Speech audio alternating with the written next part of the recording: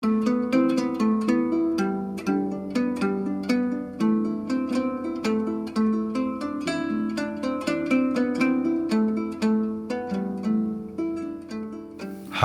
I'm Peter Adamson, and you're listening to the History of Philosophy podcast, brought to you with the support of King's College London and the Leverhulme Trust, online at www.historyofphilosophy.net. Today's episode, A Tale of Two Cities, the Last Pagan Philosophers. I'm going to go out on a limb and guess that you have never sacrificed an animal to Zeus. If I'm right that you haven't, some of the credit should go to an anonymous Persian infantryman. In the year 363, this unknown soldier thrust a spear through the unarmored abdomen of the Roman emperor we call Julian the Apostate. As so often in history, if things had gone differently, the consequences could have been enormous. Had Julian not ventured into a rash campaign against the Persians, had he not rushed into battle without pulling on his armor, he might have lived. And had he lived, he might have gotten further with his project of weakening Christianity's hold on the Roman Empire, of resurrecting the pagan rituals and rededicating the temples. But as always in history, things did not go differently. Julian was mortally wounded and died sometime later. He was 32 years old and had ruled the empire for less than 2 years. Julian was, like Marcus Aurelius before him, a philosopher as well as an emperor. But Julian was no Stoic. He was a Platonist, and his philosophy went hand in hand with belief in the existence and power of the traditional gods.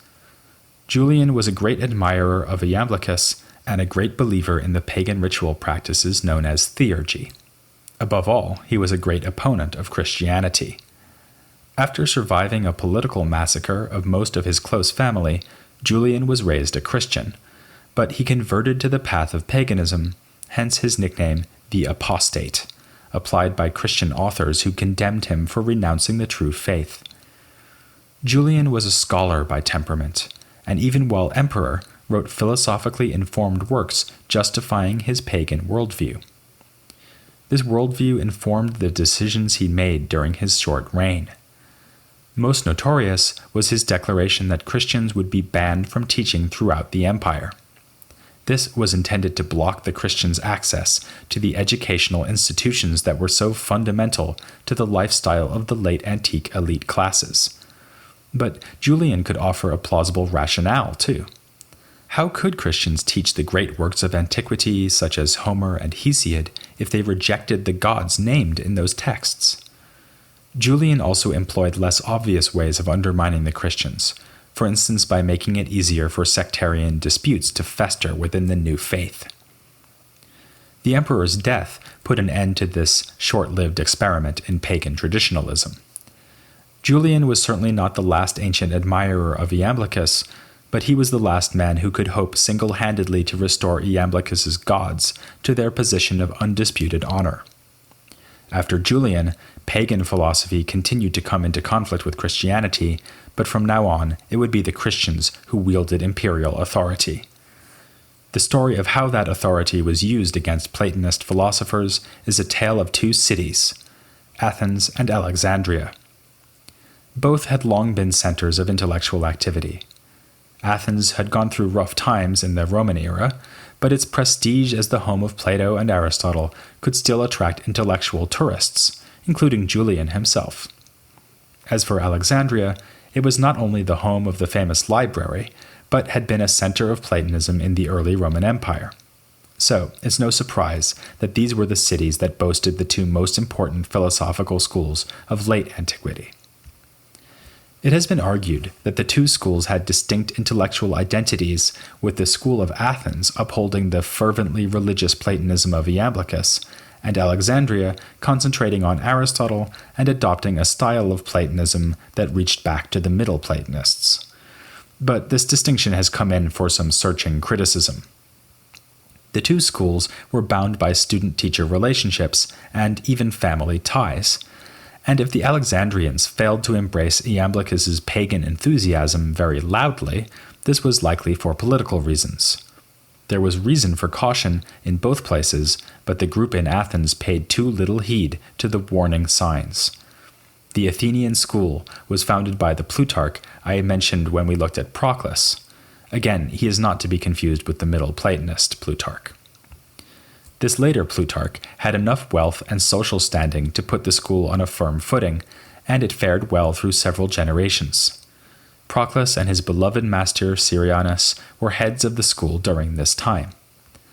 But the institution was closed down by imperial edict in the year 529, when the head was a man named Damascius. He and his associates were forced to seek asylum in the Persian Empire, though they did return after a short stay there. The golden chain of Platonist teachers and students had been broken, and it would not be reforged in the city of Athens. The closing of the school was a blow aimed directly at the philosophy inspired by Iamblichus and taught by men like Proclus and Damascius. In fact, Damascius thought Proclus insufficiently loyal to Iamblichus and frequently criticized him. But the Christians who appealed to the emperor Justinian to close the school would not have been interested in pagan disputes over fine points of metaphysics. Justinian was persuaded by Christian informers that the Platonists were illegally practicing divination, which became the excuse for shutting the school down. It did not come without warning.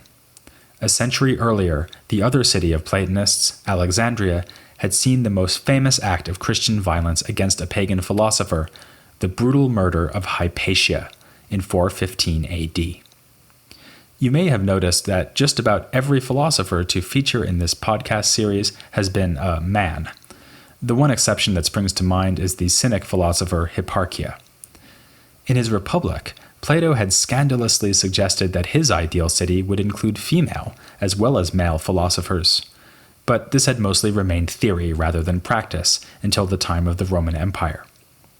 The Stoic Musonius Rufus argued that since women possess the same sorts of virtues as men and are likewise rational, they should be educated and should study philosophy. And many women in Roman society, especially, of course, aristocratic women, were educated and did study philosophy. We've already seen that Plotinus's circle of patrons and friends included women, and when we get to the ancient Christians, we'll see women again changing the course of philosophy, albeit that their contributions are always recorded by men. Women like Monica, the mother of St. Augustine, participated in philosophical discussions. She appears in Augustine's dialogues, like a latter-day Christian version of Socrates' teacher Diotima from Plato's Symposium. But whereas women like Monica exercised their influence within private Christian communities, Hypatia actually taught at a philosophical school. Both she and her father Theon were specialists in mathematics. In fact, Damascius, writing about Hypatia, sniffed that she was not only a woman rather than a man, but more a mathematician than a philosopher. This unattractive comment has some truth in it, because her real interest was probably in astronomy rather than Platonist philosophy. This would fit well with the fact that her father Theon wrote commentaries on the works of Ptolemy, and with the content of letters written to her by her student, the Christian Synesius. Synesius would not have been Hypatia's only student who was a Christian, and in fact it seems that Hypatia was far from being an anti-Christian pagan, like Julian the Apostate. Her death was mostly a matter of being in the wrong city at the wrong time. She was slain by a mob who were partisans of the bishop Cyril of Alexandria after she was accused of witchcraft. Hypatia's treatment was not the only case of violence against a pagan Platonist of Alexandria. A man named Hierocles was active there in the middle of the 5th century. He wrote a work, substantial reports about which survive, on the topic of providence, and a commentary on a collection of Pythagorean sayings called the Golden Verses. Hierocles was summoned before a Christian court, perhaps because he practiced theurgy. Here, he was beaten bloody, but he had the courage to scoop up some of his own blood and flick it at the judge, along with a choice quote from Homer's Odyssey, "Here, Cyclops, drink this wine now that you have eaten human flesh." This story, the closure of the school of Athens, and the death of Hypatia suggest a context of unrelieved suppression and even savagery against pagans. But it's been suggested that Hypatia's shocking murder actually made it easier for a pagan school to arise in the following century, because many citizens were appalled by this killing of an innocent woman. When it did arise, the school was gathered around a man with a name that will sound familiar, Ammonius. This third ancient Platonist, named Ammonius, followed the lead of Hypatia in having both Christian and pagan students. In fact, Damascius bitterly criticized Ammonius for making a deal with the local Christian authorities, which may explain the absence of references to theurgy and other typically Iamblichian themes in the works of his school. His prudent approach was continued by the last pagan head of the Alexandrian school, whose name was Olympiodorus. He was clearly seeking peaceful coexistence with the Christians when, in his commentaries, he suggested that his audience might prefer to interpret the various divine entities of the Neoplatonic system as attributes of a single god. Mostly steering clear of more controversial subjects, the school concentrated on something both pagans and Christians could appreciate: Aristotle's logic. This may seem surprising, given that Ammonius and his students were committed Platonists, but the pedagogical setting of their work is crucial. Following Porphyry, they saw Aristotle as being fundamentally in harmony with Plato, and as Platonists, they assumed that the works of Aristotle were more appropriate as an introduction to philosophy. The dialogues of the divine Plato were reserved for more advanced study. Thus, their school commentaries tend to focus on Aristotle, since it was his texts that were above all being taught in lectures for students. Just as there are more books printed every year on basic geometry than on advanced topology, so the ancients wrote more commentaries on Aristotle than on Plato, and more on the introductory subject of logic than on advanced disciplines like metaphysics. If this also helped the pagan teachers to avoid alienating Christian students and angering Christian bishops, so much the better. This also meant that the activities of the school could be carried on much as before by Christian Platonists.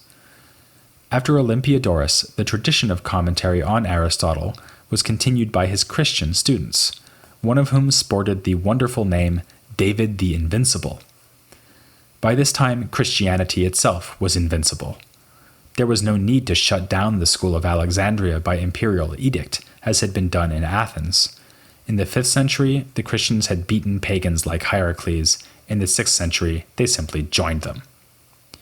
Olympiodorus's Christian students did not even hesitate to write down his ideas about Plato's dialogues, just as Ammonius's students had recorded his lectures.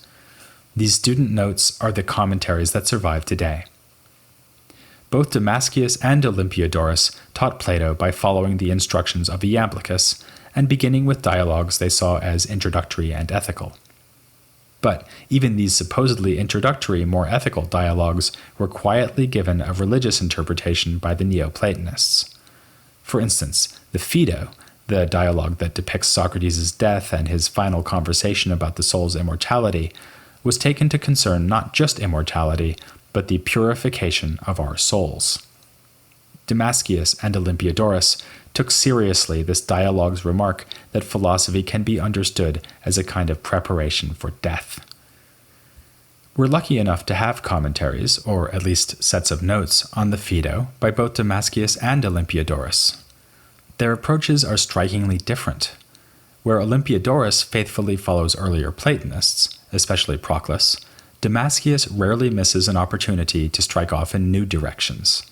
Indeed, he goes out of his way to reject the interpretations of Proclus and Iamblichus, which, by the way, are known to us mostly because they are quoted in these later commentaries. Yet the goal of all these Neoplatonists is the same, not only to interpret Plato, but also to vindicate him. They are still aware of attacks by long-dead opponents of Plato, such as the Aristotelian philosopher Strato. They quote these criticisms and rebut them forcefully, but ironically, they often use Aristotelian concepts in doing so. A good example is Damascius's handling of one rather unpersuasive argument in the Phaedo, which tries to prove the immortality of soul. The argument is that everything comes in cycles from its opposite. For instance, justice comes from what is unjust and vice versa. This means that what goes from life to death should come back to life again. Thus, the death that befalls us at the end of our present life is only a temporary condition, which will be followed by another life in the future. Damascius does two things to show that this argument might be better than it looks.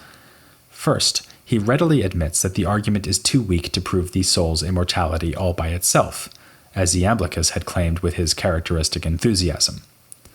For Damascius, Socrates' goal is only to show that the soul will go through many lifetimes, while admitting that it may run out of steam eventually. That possibility will be ruled out by different arguments, which come later in the Phaedo. A second way that Damascius lowers the stakes is to claim that Socrates is simply assuming that death is a condition the soul can be in, rather than sheer non-existence for the soul. For soul to be dead on this assumption is merely for it to be separate from body. Damascius remarks that the soul is thus a substance that acquires the accidents of being alive and dead, that is, connected to and then separate from the body. I think we should give Damascius some credit here. He's right, I would say, that in the Phaedo, Socrates just assumes that soul and body are two different things, and that death is nothing more than the separation of soul from body. And maybe the argument from opposites is merely supposed to persuade us that what gets separated is liable to be joined again. Perhaps soul will not get the very same body back, but it will be connected again to some body or other, just as what is hot is liable to get cold and vice versa. Also, we should admire, or at least notice, how Damascius effortlessly draws on Aristotle in defending Plato. The idea of a substance that survives through the alternation of accidents is pure Aristotelianism, after all. The novelty resides in his applying that idea to the soul and using it to explain the limited goals of Plato's argument. Damascius's most famous work is not this commentary on the Phaedo, but a long and complex treatise called On Principles. Here, Damascius grapples with the system handed down to him from Iamblichus and Proclus. He does not follow them slavishly. Rather, he raises and then resolves problems that arise within this late Neoplatonic system. His most important contribution comes towards the beginning of the work, when he tackles the difficult problem of the first principle itself. As we've seen, Platonists, since even before Plotinus, had argued that all things come from a transcendent source of unity, the One. It is meant to be utterly transcendent above the things it produces, a divinity beyond other divinities, and yet it is still supposedly producing these things. It is somehow a cause for them. But how can this be? Asks Damascius. In general, causes are related to their effects and share characteristics with them. For instance, fire is hot and gives heat to the things it affects. But if this first principle relates to and shares characteristics with the things it produces, then won't this compromise its transcendence? Though Proclus had raised the same worry, as we saw, Damascius accuses him and other Neoplatonic predecessors of trying to have their cake and eat it too. They insist that the One is completely removed from all things, and above all description, because it is so exalted. But in the next breath, they add that the One is intimately connected to all things, because it is the ultimate source of unity. Damascius decides to blow out the candles on this cake and let darkness fall. If we are going to have a transcendent first principle, we should accept that it really is beyond all description. Drawing inspiration from Iamblichus, Damascius calls it simply the ineffable, cautioning us that even this name is misleading because the first principle cannot even be said to be ineffable. He distinguishes this ineffable from the One, which we can describe to some extent simply by calling it One. However, even this One should not come into relation with anything else by giving it unity. Damascius instead envisions, following the ineffable, a highest One that is aloof from all things, remaining secluded in its utter unity, and only then a second, lower One that actually bestows unity on everything. Thus, where Proclus had a single first principle called the One, Damascius winds up with three: the ineffable, the highest One, and the lower One from which unity streams forth to other things. Even fans of Neoplatonism may feel that things have gotten out of hand here. Surely, the whole point of the One is that there is, well, only one of them. But cast your mind back, if you will, to the Middle Platonists. We saw that before Plotinus, figures like Numenius suggested that there should be two versions of the first principle, already called the One. The point of this was precisely that there should be a completely unified, transcendent principle, and then another god who would carry out the role of the divine craftsman of Plato's Timaeus. This is the one who gets his hands dirty by actually relating to the rest of the universe. Plotinus reacted by identifying the lower one with a universal intellect. Damascius, following Iamblichus, has effectively undone Plotinus's good work and re-established the Middle Platonic distinction between the types of principle. One that is exalted, one that condescends to cause other things. But he goes the Middle Platonists one better, if you'll pardon the pun, by positing the ineffable even beyond the more exalted one. It would have been interesting to see the next move in this metaphysical chess game. But there was no next move, because paganism itself was swept off the board, leaving only the bishops. Damascius was the last author to engage in the extravagant metaphysical speculation of late Neoplatonism. This is not to say that Neoplatonism itself died after Damascius, far from it. But after him, Neoplatonism was domesticated within the revealed monotheistic religions. No longer would conceptual distinctions be drawn ever more sharply so as to accommodate the various divinities of traditional Greek religion. The pagans were now on the run in the most literal of senses. This is shown poignantly by the career of a man who studied with Damascius in Athens and with Ammonius in Alexandria. His name was Simplicius. He fled to Persia in the entourage of Damascius, and his works allude to the difficult situation facing pagan philosophy in Athens. Some of his commentaries on Aristotle may even have been written in Persian exile. Wherever they were written, we should be thankful to Simplicius for his labors. These were commentaries unprecedented in their size and detail. He used them as an opportunity to record not only the ideas of previous commentators, especially Alexander of Aphrodisias, but also texts of early Greek thinkers mentioned by Aristotle. To provide context for Aristotle's discussion, Simplicius went to the trouble of copying these out in his commentary, often verbatim. Without Simplicius, we would know much less of Parmenides, for instance, and also lack many fragments from other pre-Socratic philosophers. This was not mere pedantic completism on Simplicius's part. His commentaries, scholarly and dry though they may be, are haunted by the sense that the pagan heritage is fading out of history. His writings are a candle lit against what he sees as the encroaching darkness of Christianity. Simplicius constantly seeks to show the unity and power of pagan Greek thought, and is thus one of the foremost defenders of the idea that Plato and Aristotle were fundamentally in agreement on all significant points of doctrine. He goes further by insisting that the pre-Socratics too were in harmony with these doctrines. Even Stoic philosophers could be embraced within the pagan philosophical family. Though Simplicius would have had no sympathy with Stoic materialism, he devoted a commentary to the Handbook of Epictetus, portraying it as a useful text for introductory ethics. It has been suggested that Epictetus's advice on greeting tyranny with fortitude struck a chord with Simplicius, living under the shadow of the Christian emperor Justinian. Whether or not this is true, Simplicius's writings were clearly motivated by the hope of keeping alive the unified tradition of pagan philosophy. Naturally, then, Simplicius was horrified when a fellow student of Ammonius, a Christian named John Philoponus, had the temerity to criticize a fundamental tenet of Aristotelian philosophy. So horrified was he that he took the trouble to quote Philoponus's arguments at great length, much as he'd done with the texts of pre-Socratics and others. In this case, he wrote down the arguments not to preserve them, but to expose their stupidity. This turns out to have been a mistake. Modern scholars have found Philoponus's arguments not stupid, but amongst the cleverest bits of philosophy in late antiquity.